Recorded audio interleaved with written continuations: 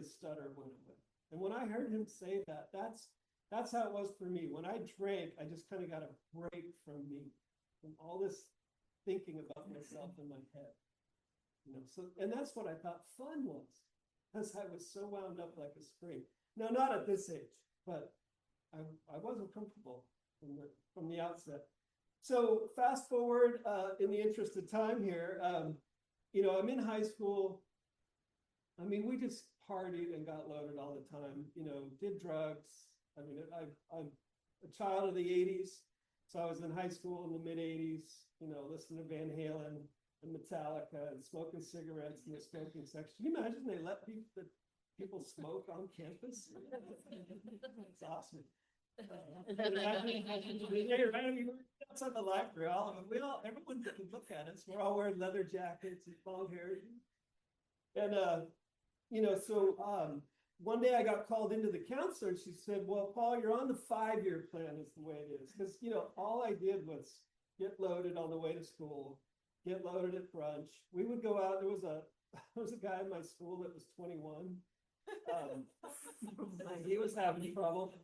And there was a local liquor store. So we'd go out. We had an open campus. So we'd drive out there, to this liquor store. But anyways, I got called into my counselor and she said, well, you're on the 5-year plan as it is. We don't have a 6-year plan. So you're going to have to find an option, an alternative for high school, an independent study or continuation high school. So I took continuation high school because I didn't want to just be alone in independent study. I want to be around people. So I got kicked out of high school, basically, and went to continuation high school and no homework. So I did pretty well, actually. Because all you really had to do is show up. I did get sent home. I think it was like the first week I was there. They had an orientation class for all the new students, and they told us that if you were loaded, they would pull you aside after class. So I'm walking out of this orientation, and the principal says, "Paul, could you stay behind?" Oh no! My friends had been laughing at me before class started because I was so high. But my brother came and picked me up, my 6-year-old older brother, and he just gave me that look of shame and disgust. And my parents got drug kits, but drinking was okay. They got urine testing, they threatened to test me, so I had to lie low. But drinking was okay in my house. In fact, they would buy beer for parties like at Christmas. They would, so drinking was okay. So I drank and I got in a lot of trouble. So what happened was, I just partied, just drunk, we drove drunk all the time. I was underage. I never went to a bar. We were always drinking in a parking lot behind a high school in a park. I was sitting, in fact, we went to, my friend and I went and bought beers, bought Coors Quartz, and we sat in front of my truck before the party up on this hill, in this parking lot. And he turned to me and he said, "How come you can't drink like us?" He goes, "How come you always gotta get drunk and fall down? Why can't you just get a buzz and have a good time like we do?" It was silent like that in my head. It was just like I had no answer. No answer. But I did understand that they were irritated with me. Because what was happening was once I took that first drink, I'd get drunk during the night and they would end up taking care of me, driving me home. Someone would drive my car home, they would drive me home, push me on the front step, make sure I got home, or that kind of stuff. So I was trying to control my drinking around them. That's what my solution was. I said, okay, I'll try to control my drinking. Well, it didn't work. Shortly, it was only a month after this. So this is right during this time of year. So into March, I was trying to control my drinking, wasn't working. I went out, started drinking Jack Daniels. I remember that. It wasn't even mine. Walked into a party and just grabbed this bottle. I think they were a little irritated at that. I remember coming to buying beer at a store in Dublin down the road here. And then the next thing I remember is my friend and this girl I was dating were putting me in my driveway. She had driven me home in my truck, and he followed behind in her car. And they said goodnight, and they pressed my keys into my hands. And they drove off, and I remember coming to, it was foggy, but I remember coming to and thinking, well, the night's not over. Oh my So God. I got in my truck, and I drove to her house, Oh my God. and they weren't there. And I had this Dr. Jekyll, Mr. Hyde thing where when I was drunk, I was a good kid, like when I was sober. I played on the football team. My grades were horrible, but I wasn't a bad, I wouldn't steal your TV if I came to a party at your house. I had friends that would, but I wouldn't do that. I didn't have fake ID. I was a good kid. But when I was drunk, I would drive across your lawn. I would get out, throw a bottle from your front window, 2 in the morning. That's always 2 in the morning. So I did a lawn job across her yard and then into her neighbor's yard and got stuck. It was March, it was raining, wet, and I got stuck. And I had my music. I had this crappy little Toyota pickup truck, the door open with Metallica was playing. Kill 'Em All, if anyone knows that. And the guy comes out of his house. He was very nice. He was very nice. And I just remember kind of coming up to me, and I was like, oh, and I was really drunk. And the cops came, and I failed this field sobriety test, and they put me in the back of the car. And they were tucking my head into the car as the girl I was dating was pulling up. He had just dropped my friend off. Made her way home, and there I am already in a cop car, and got put in Santa Rita County Jail in Dublin. And I had a moment of clarity, and I don't know why this happened, but I had this moment of clarity that I'm in trouble here with alcohol, and to any sane person, it was obvious, but I was in so much denial. I mean, I knew the drugs was unusual, like to go smoke weed and then like be so burnt out by the time football practice came by that you're trying to take a nap during stretching exercises. I knew the rest of there was some on my team, but most of the people on my team were not doing that. So drugs I knew were not, but drinking. So the drinking, I had this moment of clarity, all this trouble I was in, and so it wasn't just this trouble, like getting kicked out of school. Relationship with my mom and dad was horrible. I had told my mom once that I wanted to kill her in a fit of rage in the hallway, and I saw the fear in her eye. I didn't mean it, but I said it. It was terrible. I used to drive on the wrong side of the road out on Stone Valley Road and out on Sycamore Valley Road, and used to be 2-lane roads in those days. And I used to jump on the other side of the road and just hope I would hit somebody, because I was just done. Suicidal. Loneliness, fear. I wasn't aware of any of this stuff. I wasn't aware of any of this. So what happened was I got a drunk driving. I was caught. I'd gotten away with stuff before, but this time I was caught behind bars and went to court. And in my preliminary hearing, I was walking out of my preliminary hearing, and I was right at the doors of my dad, and I was the last person the judge saw that day. And he said, "Oh, wait a minute, come back here." And I came back, and he said, "There's a new law in California in 1989. He said that if you're under 21, first time drunk driving, you've got to go to 6 AA meetings." So I got a court card, and thank God. And we're not associated with anything, but thank God that the court system started initiating these kind of things, because it's how I got here. I don't know if I would have heard the message of Alcoholics Anonymous if it weren't for that. So I get this court card, I go home, I'm on my parents' house on their deck, and my mom says, if you're given lemons, make lemonade. And I said, F you, under my breath. Now, I'm 19, I'm not working. I was making $40 a week cleaning houses, living at their house, and that's my attitude. So I go to my first meeting, and I hear a great man, Glenn Loister, he's passed on now, but he talked about being in San Quentin and drinking quarts of vodka a day. And I thought, well, if that's an alcoholic, I'm not an alcoholic. Well, what's an alcoholic? You know, that's not me. I don't drink like that. Someone said, listen to the feelings that people are talking about here. And I started hearing that fear and that kind of dark cloud. I heard the dark cloud falling around, the fear and the self-consciousness and just this wrapped up in my head, wound up so tight. The next thing I heard was this double-edged sword, obsession of the mind, allergy of the body. And I identified with that. The obsession of the mind to me was my friends and I, that's all we did was look to go get loaded. I mean, I endured work. I endured school.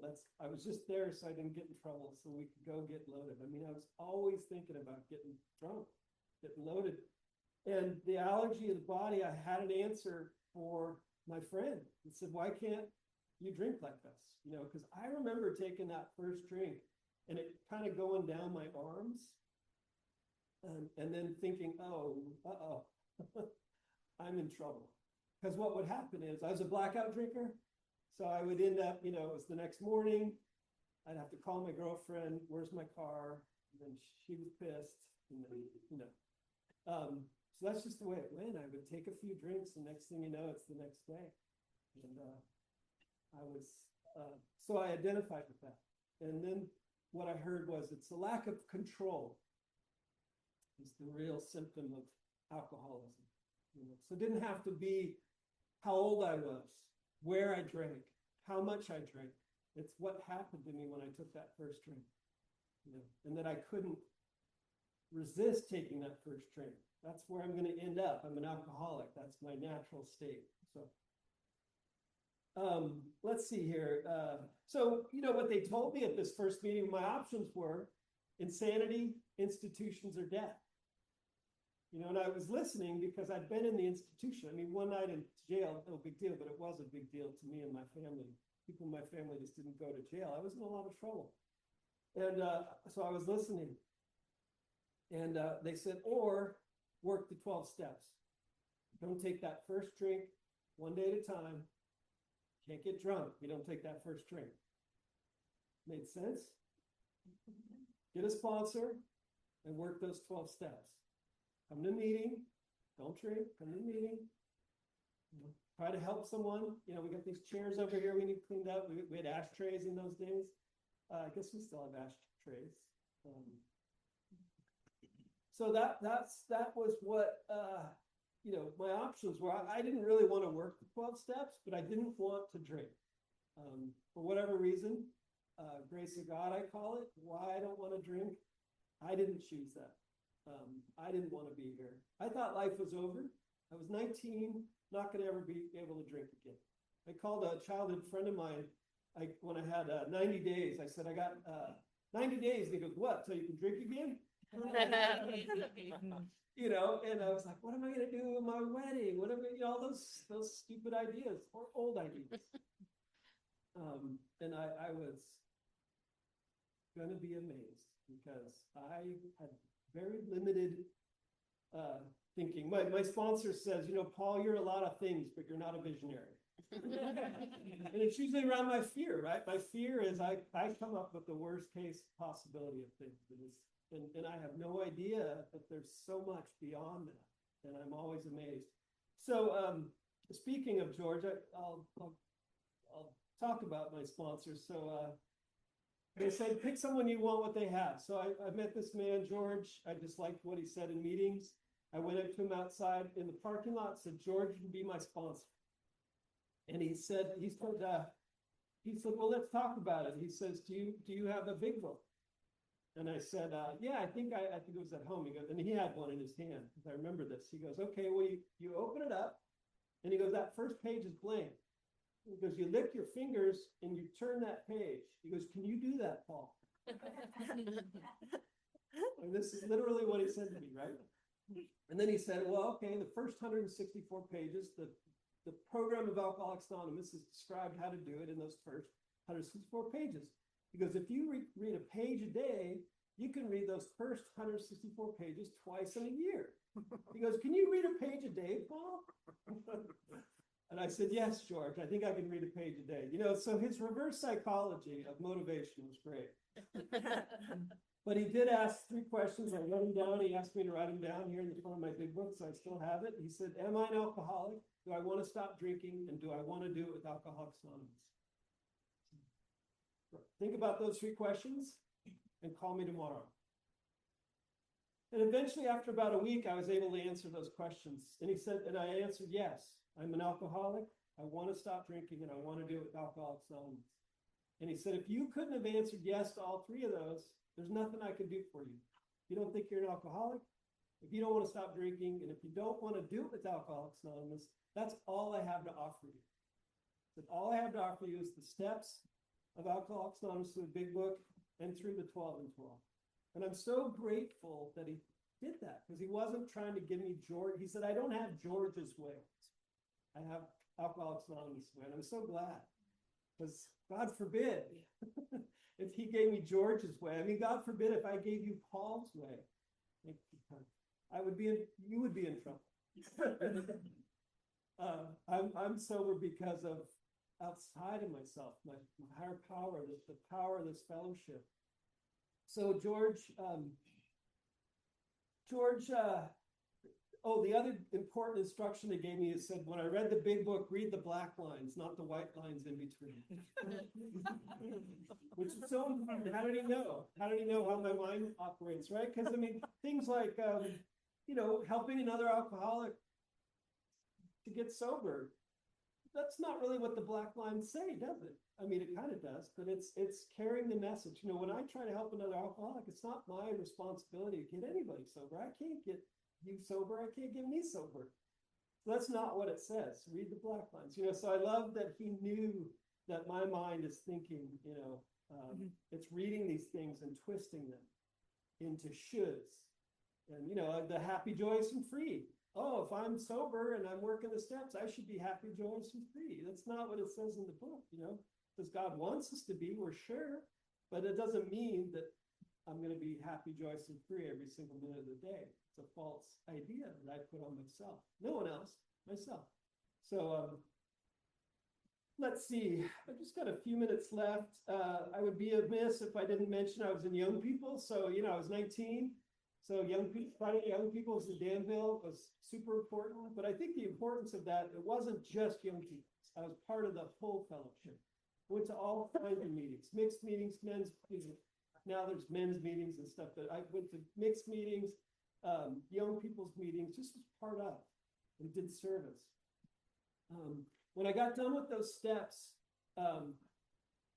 my sponsor said, now I want you to do what we've done with another alcoholic.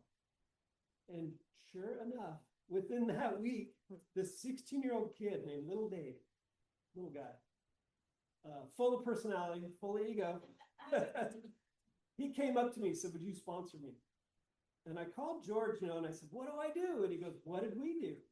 So I'm like, Dave, there's a blank page. And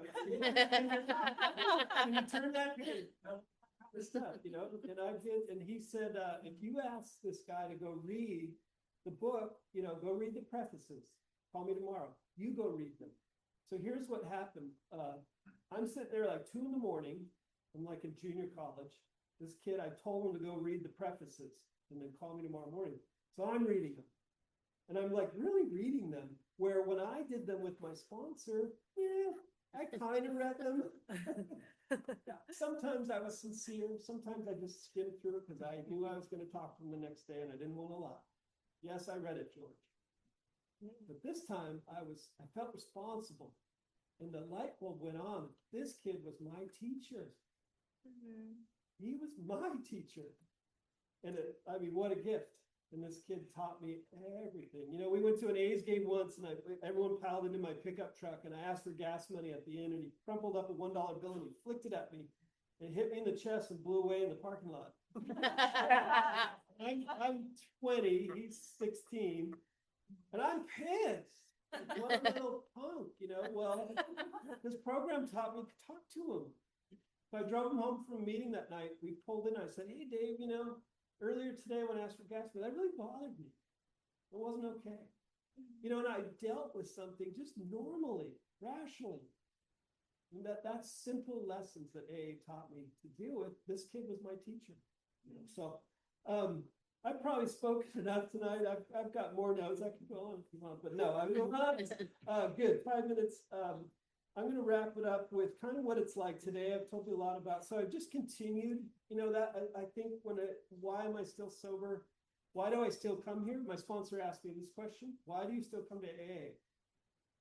And he always kind of feels like a trick question. It's usually pretty straightforward. And he said it's because of the success. It's because of the quality of life you have because of this program. It's not because of fear. And he's so right. I don't fear drink. I respect alcohol today. But I don't fear, that's not what's driving me. I come here because I want the quality of life that I have. So, I've got, life happened, after, I'm married, I went to school, I've got two grown kids now. My kids are 26 and 23. I'm blessed with all of that. It's not always rosy. I mean, I still need to live sober. I'm still an alcoholic. My wiring has not changed.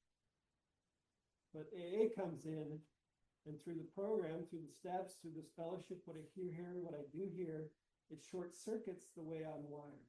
So that fear-based thinking, it gets me through. I probably wouldn't have come here tonight, like if I had a choice. And I do have a choice, right? But I know better through experience that sometimes when I don't want to do something, I go do it and I go, boy, that was fun. And I drive away going, why did I know that? It's just the way I'm wired. I'm self-destructive. I'm an alcoholic. So I show up. I do it. And I know better now today that I'm going to experience something better than I think. Because I don't want to listen to me.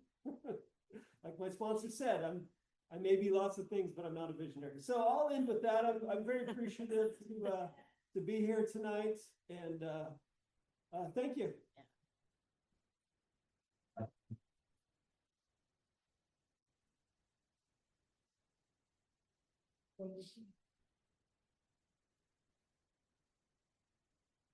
Let's thank Paul one more time.